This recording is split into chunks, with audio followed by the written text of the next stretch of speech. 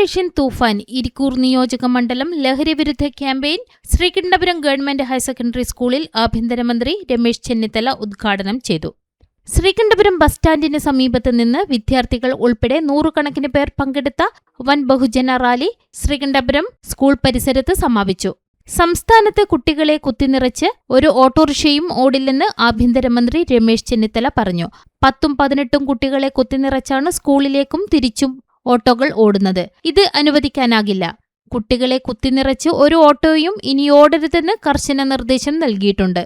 മയക്കുമരുന്ന് ലഹരിക്കെതിരായ ഓപ്പറേഷൻ തൂഫാന്റെ ഇരിക്കൂർ നിയോജക മണ്ഡലം തല പരിപാടി ശ്രീകണ്ഠപുരം ഗവൺമെന്റ് ഹയർ സെക്കൻഡറി സ്കൂളിൽ ഉദ്ഘാടനം ചെയ്തു സംസാരിക്കവേ ആഭ്യന്തരമന്ത്രി വ്യക്തമാക്കി.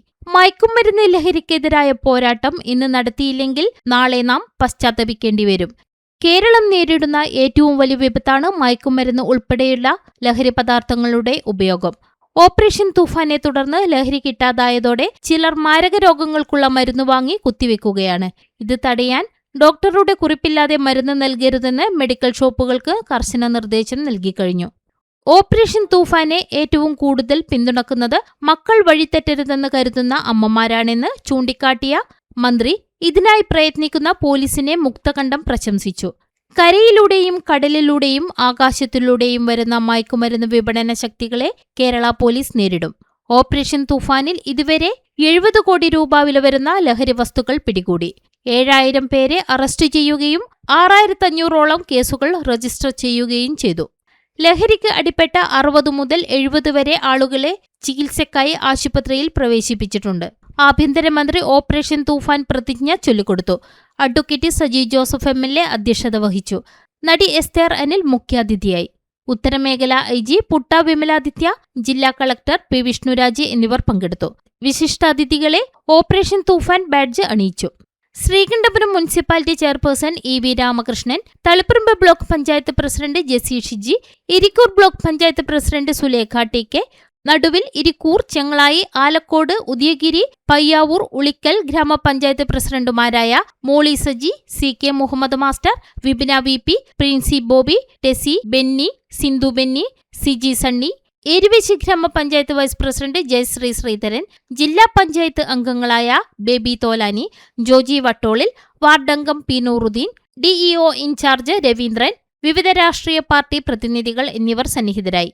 കണ്ണൂർ റൂറൽ SP ഉമേഷ് ഗോയൽ സ്വാഗതവും സ്കൂൾ പ്രിൻസിപ്പാൾ TM രാജേന്ദ്രൻ നന്ദിയും പറഞ്ഞു. ലഹരി വിരുദ്ധത പ്രമേയമാക്കി വിദ്യാർത്ഥികൾക്കായി നടത്തിയ വിവിധ മത്സരങ്ങളിലെ വിജയികൾക്ക് സമ്മാനം വിതരണം ചെയ്തു.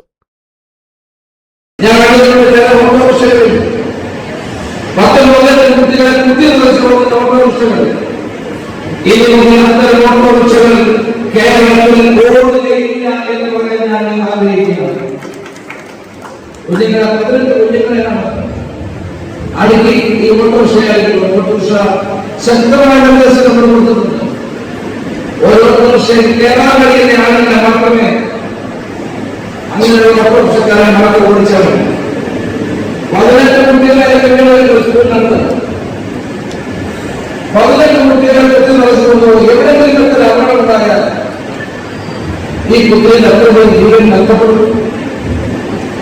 അപകടങ്ങളിൽ നമ്മൾക്ക് മുന്നിലുണ്ടാകുന്നത്. പക്ഷെ നമ്മൾ ആലോചിക്കുന്നത് ഇങ്ങനെ 18 പേരെ ഒരു ഓട്ടോറിക്ഷയിൽ കുത്തിവെക്കുന്നത് ശരിയാണ്. ഇതിപ്പോൾ മയക്കുമരുന്ന് പുതിയ പുതിയ വാർത്തകളാണ്. പോലീസ് കുട്ടികളുള്ളതുകൊണ്ട് ലഹരി വ്യാപാരം നടത്താൻ നിർത്തിയിരിക്കുക. ഇന്ന് ഞാൻ ഐഡിയുമായി സംസാരിക്കാൻ നാട്ടിൽ ചെറിയ കടകളാണ്. അവിടെ ഒരു കച്ചവടം നടന്നില്ല. പക്ഷെ രാവിലെ പുറത്തു എന്താ പറയുന്നത് ഒരു കച്ചവടം നടന്നു. രണ്ടുമൂന്ന് മരുന്ന് അവിടെ കച്ചവടം ചെയ്യുന്നു. അങ്ങനെയുള്ള കടകളൊക്കെ നിർത്തിക്കൊള്ളണം. ആ കടകളൊക്കെ എനിക്ക് വന്ന് പുറത്തിന് നിങ്ങൾ അനുവദിക്കില്ല. അതുപോലെ മെഡിക്കൽ ഷോപ്പുകളിൽ ഡോക്ടറുടെ ഉറപ്പില്ലാതെ ഓരോ മരുന്നും കൊടുക്കുന്നതിനാണ് ഞങ്ങളുടെ നിർദ്ദേശം. ലഹരി കിടന്നപ്പോൾ എന്താ ചെയ്യുന്നത്? ക്യാൻസറിനുള്ള മരുന്ന് വാങ്ങി ശരീരത്തിൽ കുത്തിവെച്ചു. ലഹരി ജീവിക്കാൻ കഴിയാത്ത ആളുകളെ ചികിത്സിപ്പിക്കാൻ പോലീസിന്റെ സംവിധാനം കൊടുത്തു. അങ്ങനെയുള്ളവരെ നമ്മൾ മനസ്സിലാക്കണം.